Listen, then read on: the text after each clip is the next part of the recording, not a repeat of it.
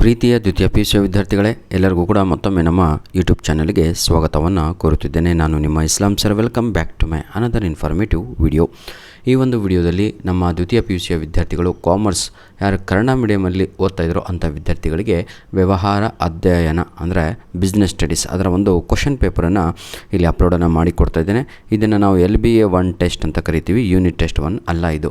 ಆದರೂ ಕೂಡ ಬಹಳ ಜನ ಇದನ್ನು ಘಟಕ ಪರೀಕ್ಷೆ 1 ಅಂತಾರೆ. ನೋ ಪ್ರಾಬ್ಲಮ್, ಏನಾದರೂ ಕರೀರಿ. ಆದರೆ 30 ಅಂಕದ ಕ್ವಶನ್ ಪೇಪರನ್ನು ತಾವುಗಳು ನಿರ್ವಹಣೆ, ಸ್ವರೂಪ ಮತ್ತು ಮಹತ್ವ ಈ ಪಾಠದ ಮೇಲೆ ನಿಮ್ಮ ಕಾಲೇಜಲ್ಲಿ ಕಂಡಕ್ಟ್ ಮಾಡಲೇಬೇಕು. ಇಷ್ಟು ತಲೆಯಲ್ಲಿ ಇಟ್ಕೊಳ್ಳಿ. ಎನಿಹೌ, ಬನ್ನಿ ಈಗ ನಾವು ಸರಿಯಾದ ಉತ್ತರಗಳನ್ನು ನೋಡ್ತಾ ಹೋಗೋಣ. ಪಾರ್ಟ್ ಎನಲ್ಲಿ ವಿದ್ಯಾರ್ಥಿಗಳೇ, ಈ ಕೆಳಗಿನ ಯಾವುದು ಕಾರ್ಯವನ್ನು ಸರಿಯಾಗಿ ಮತ್ತು ಕನಿಷ್ಠ ವೆಚ್ಚದೊಂದಿಗೆ ಮಾಡುವುದನ್ನು ಸೂಚಿಸುತ್ತದೆ ಅಂತ ಒಂದು ಪ್ರಶ್ನೆ ಇದೆ. ಇದಕ್ಕೆ ಸರಿಯಾದ ಉತ್ತರ ಒಂದು ದಕ್ಷತೆ ಅಂತ ಇದೆ ಅಲ್ವಾ, ಆಪ್ಷನ್ ಡಿ ಅದು ಸರಿಯಾದ ಉತ್ತರ ಆಗಿರುತ್ತದೆ, ದಕ್ಷತೆ ಅಂತ. ಆಯಿತಾ. ನೀತಿ ರೂಪಿಸುವುದು ಯಾರ ಕಾರ್ಯ ಅಂತ ಇದೆ. ನೀತಿ ರೂಪಿಸುವುದು ಯಾರ ಕಾರ್ಯ? ಉನ್ನತ ಹಂತದ ನಿರ್ವಹಣೆಯ ಕಾರ್ಯವಾಗಿದೆ ಅಂತ ತಾವುಗಳು ಬರೆಯಬೇಕಾಗಿರುತ್ತೆ. Option D.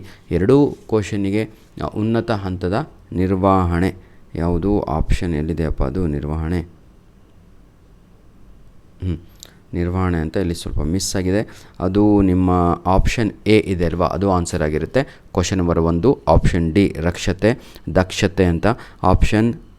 ಕ್ವಶನ್ ನಂಬರ್ 2ಗೆ ಸರಿಯಾದ ಉತ್ತರ ಉನ್ನತ ಹಂತದ ನಿರ್ವಹಣೆ ಅಂದರೆ ಆಪ್ಷನ್ ಎ ಆಗಿ ಇರುತ್ತದೆ. ಕ್ಲಿಯರ್? ಅದನ್ನು ಉನ್ನತ ಹಂತದ ನಿರ್ವಹಣೆಗೆ ಟಾಪ್ ಲೆವೆಲ್ ಮ್ಯಾನೇಜ್ಮೆಂಟ್ ಅಂತ ಕರಿತೇವೆ. ಕ್ವಶನ್ ನಂಬರ್ 3 ನಿರ್ವಹಣೆಯನ್ನು ಡ್ಯಾಶ್ ಎಂದು ಪರಿಗಣಿಸಲಾಗುತ್ತದೆ ಅಂತ ಇದೆ. 3ನೆಯ ಪ್ರಶ್ನೆಗೆ ಸರಿಯಾದ ಉತ್ತರ ಕಲೆ ಮತ್ತು ವಿಜ್ಞಾನ ಎಂದು ಪರಿಗಣಿಸಲಾಗುತ್ತದೆ. ಅದು ಆಪ್ಷನ್ ಸಿ ಆಗಿ ಇರುತ್ತದೆ, ಕಲೆ ಮತ್ತು ವಿಜ್ಞಾನ ಅನ್ನುವಂಥದ್ದು. ಅದು ಇಂಗ್ಲೀಷಲ್ಲಿ ನಾವು ಆರ್ಟ್ಸ್ ಆ್ಯಂಡ್ ಸೈನ್ಸ್ ಅಂತ ಕರಿತೇವೆ. ಈಗ ನಾವು ಫಿಲ್ ಇನ್ ದ ಬ್ಲ್ಯಾಂಕ್ಸ್ ಕಡೆಗೆ ಸ್ವಲ್ಪ ಹೋಗೋಣ ಮಕ್ಕಳೇ. ಫಿಲ್ ಇನ್ ದ ಬ್ಲ್ಯಾಂಕ್ಸ್ ಕಡೆಗೆ ನಾವು ಹೋಗೋದಾದರೆ ಈ ಕೆಳಗಿನ ಬಿಟ್ಟ ಸ್ಥಳಗಳಿಗೆ ಆವರಣದಲ್ಲಿ ಕೊಟ್ಟಿರುವ ಸರಿಯಾದ ಉತ್ತರವನ್ನು ಆಯ್ಕೆ ಮಾಡಿ ಬರೆಯಿರಿ ಅಂತ ಇದೆ. ನಿರ್ವಹಣೆಯು ಡ್ಯಾಶ್ ಉದ್ದೇಶದಿಂದ ಕೆಲಸಗಳನ್ನು ಮಾಡಿಕೊಳ್ಳುವುದು ಪ್ರಕ್ರಿಯೆಯಾಗಿದೆ ಅಂತ ಒಂದು ಡ್ಯಾಶ್ ಇದೆ. ಇದಕ್ಕೆ ಸರಿಯಾದ ಉತ್ತರ ಒಂದು 4ನೆಯ ಪ್ರಶ್ನೆಗೆ ಗುರಿ ಸಾಧನೆ ಅಂತ ಕರಿತೀವಿ. ಗುರಿ ಸಾಧನೆಯ ಉದ್ದೇಶದಿಂದ ಅಂತ. 5ನೆಯ ಪ್ರಶ್ನೆ ಸಂಘಟನಾ ವರ್ಗ ಶ್ರೇಣಿಯಲ್ಲಿ ಡ್ಯಾಶ್ ನೋಡಿ, ಸಂಘಟನಾ ಆಯಿತಾ ಯಾವುದು ವರ್ಗ ಶ್ರೇಣಿಯಲ್ಲಿ ಡ್ಯಾಶ್ ಘೋರ್ ಮೆನ್ ಮತ್ತು ಮೇಲ್ವಿಚಾರಕರನ್ನು ಒಳಗೊಂಡಿದೆ ಅಂತ ಇದೆ. ಇದನ್ನು ತಾವುಗಳು ಅರ್ಥ ಆಗಲಿಲ್ಲ ಸರ್ ಹಂಗಂದ್ರೆ ಏನು ಅಂತ ಹೇಳಿದರೆ ಫೋರ್ಮ್ಯಾನ್ ಆ್ಯಂಡ್ ಸೂಪರ್ವೈಸರ್ಸ್ ಅಂತ ಕರಿತೀವಿ. ಅಂದರೆ ಲೋವರ್ ಲೆವೆಲ್ ಅಂತ ಇಂಗ್ಲೀಷಲ್ಲಿ ಹೇಳ್ತೀವಿ. ತಾವುಗಳು ಇಲ್ಲಿ ಇದನ್ನು ಏನಂತ ಕರಿತೀರಾ ಅಂತ ಹೇಳಿದರೆ ಕೆಳ ಹಂತ ಅಂತ ಹೇಳಬೇಕಾಗತ್ತೆ. 5ನೆಯ ಪ್ರಶ್ನೆಗೆ ಹೊಂದಿಸಿ ಬರೆಯಿರಿ ಅಂತ ಇದೆ ವಿದ್ಯಾರ್ಥಿಗಳೇ. ಹೊಂದಿಸಿ ಬರೆಯ ಈಗ ನಾವು ಮ್ಯಾಚ್ ದ ಫಾಲೋಯಿಂಗ್ ಕಡೆಗೆ ಹೋಗೋಣ.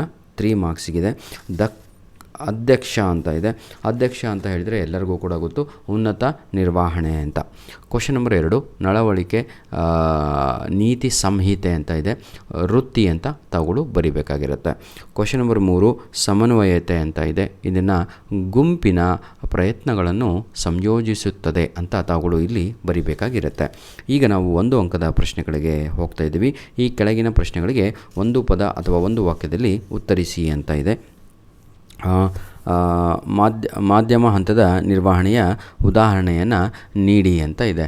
ಉದಾಹರಣೆಯನ್ನು ನೀಡಿ ಯಾವುದಕ್ಕೆ ನೋಡಿ, ಮಾಧ್ಯಮ ಹಂತದ ನಿರ್ವಹಣೆ. ಕ್ವಶನ್ ನಂಬರ್ 7 ಇದನ್ನು ನಾವು ಪರ್ಚೇಸ್ ಮ್ಯಾನೇಜರ್ ಅಥವಾ ಪ್ರೊಡಕ್ಷನ್ ಮ್ಯಾನೇಜರ್ ಅಂತ ಇಂಗ್ಲೀಷಲ್ಲಿ ನಾವು ಕರಿತೀವಿ. ತಾವುಗಳು ಕನ್ನಡದಲ್ಲಿ ಏನು ಹೇಳ್ತೀರಾ ಅಂತ ಸ್ವಲ್ಪ ಬರೆದ್ರೆ ಭಾಳ ಒಳ್ಳೆಯದಾಗಿರುತ್ತೆ. ಆಯಿತಾ ಮಕ್ಕಳೇ. ನೆಕ್ಸ್ಟು ಇನ್ನೊಂದು ಯಾವುದು, ಇನ್ನೊಂದು 1 ಅಂಕದ ಮತ್ತೊಂದು ಪ್ರಶ್ನೆ ಇದೆ. ನಾಮಕಾರಿತ್ವ ಯಾವುದಕ್ಕೆ ಸಂಬಂಧಿಸಿದೆ ಅಂತ ಇದೆ. ಇದಾದಮೇಲೆ ಪಾರ್ಟ್ ಬಿ ನಿಮಗೆಲ್ಲರಿಗೂ ಕೂಡ ಸ್ಟಾರ್ಟ್ ಆಗುತ್ತೆ ನಮ್ಮ ವಿದ್ಯಾರ್ಥಿಗಳಿಗೆ. ಪಾರ್ಟ್ ಬಿನಲ್ಲಿ ತಾವುಗಳು 2 ಮಾರ್ಕ್ಸ್ ಕ್ವಶನ್ಸು ನೋಡ್ಬೋದು, 8 ಮಾರ್ಕ್ಸ್ ಕ್ವಶನ್ಸನ್ನು ನೋಡ್ಬೋದು.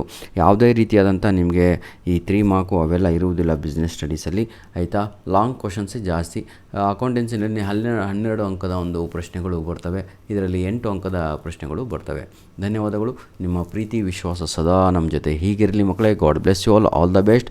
ಏನಾದರೂ ಡೌಟ್ ಇದ್ದಲ್ಲಿ ಏನಾದರೂ ಅರ್ಥ ಆಗ್ತಾ ಇಲ್ಲ ಅಂತಹ ವಿದ್ಯಾರ್ಥಿಗಳು ದಯವಿಟ್ಟು ನಮಗೆ ಕಮೆಂಟ್ ಮಾಡಿ. God bless you all the best, do well my dear children. ಏನೇ ತೊಂದರೆ ಇದ್ದರೆ ನಾನು ಹೇಳಿದ್ನಲ್ವಾ, ತಾವುಗಳು ಅದನ್ನು ಸೊಲ್ಯೂಷನನ್ನು ಪಡ್ಕೊಳ್ಳಿ. ಇದೇ ಕ್ವಶನ್ ಪೇಪರ್ನ ಇದೇ ವಿಡಿಯೋದ ಡಿಸ್ಕ್ರಿಪ್ಷನ್ ಬಾಕ್ಸ್ನಿಂದ ಡೌನ್ಲೋಡ್ ಮಾಡಿಕೊಳ್ಳಬಹುದು. ಆಯಿತಾ? ಧನ್ಯವಾದಗಳು.